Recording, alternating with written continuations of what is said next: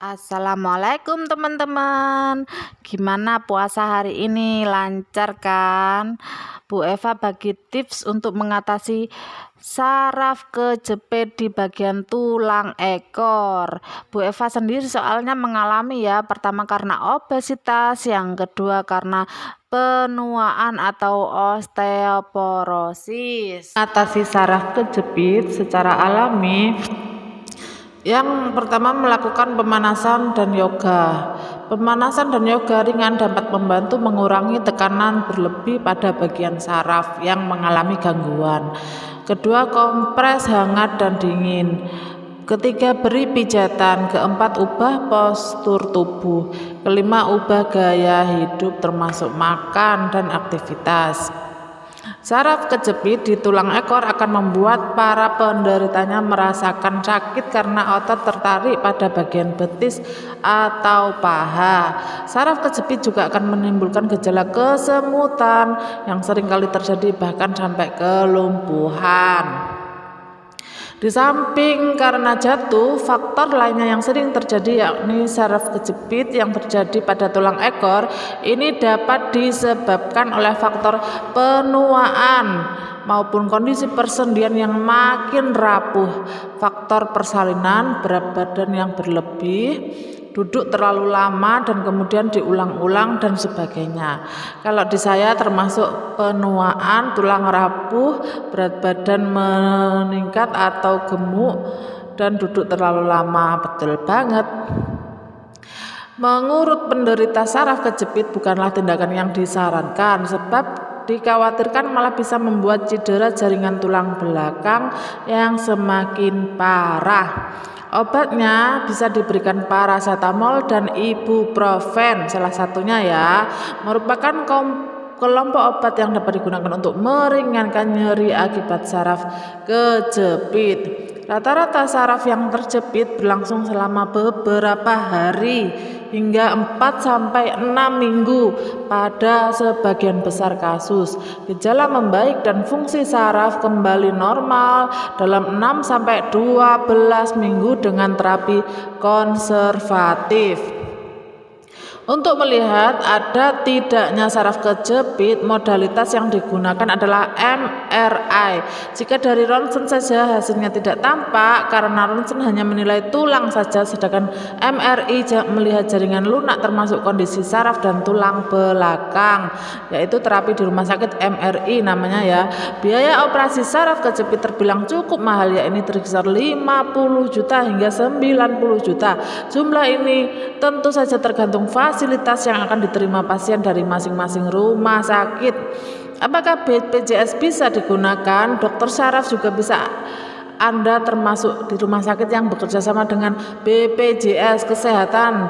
Jadi Anda bisa mendapatkan layanan medis di dokter saraf dengan kepesertaan BPJS. Alhamdulillah, berita yang sangat bagus.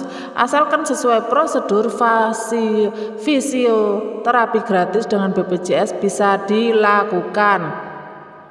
Tidak ada durasi maksimal rawat inap, itu perlu diluruskan karena menurut aturan dan kebijakan dari BPJS Kesehatan tidak ada dibatasi perawatan hanya 3 hari, kata dia dalam rilis diterima kompas.com.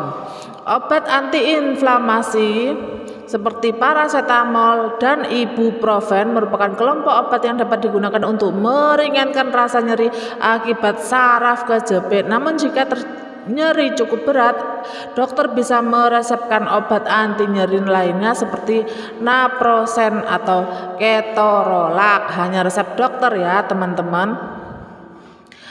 Tertekan oleh jaringan di sekitarnya seperti tulang rawan, tendon, ligamen, atau otot. Kondisi ini tentu mengganggu fungsi saraf yang menimbulkan beragam gejala mulai dari nyeri, kesemutan, hingga mati rasa di area tertentu.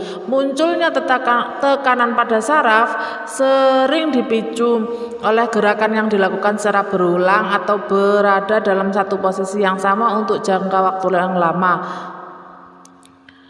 Begitu.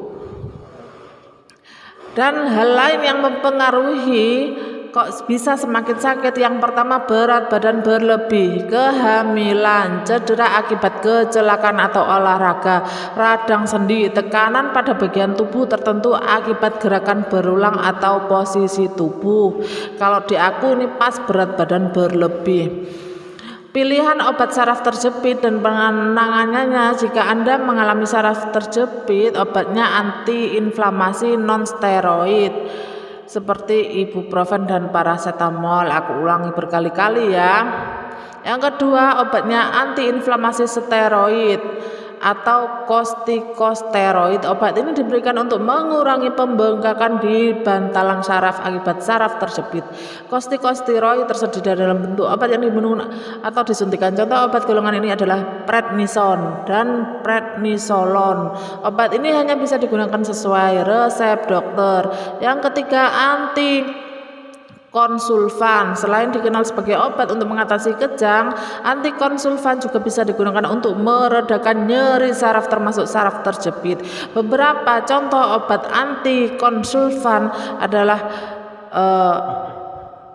lamotrigin. Obat ini harus digunakan sesuai anjuran dokter.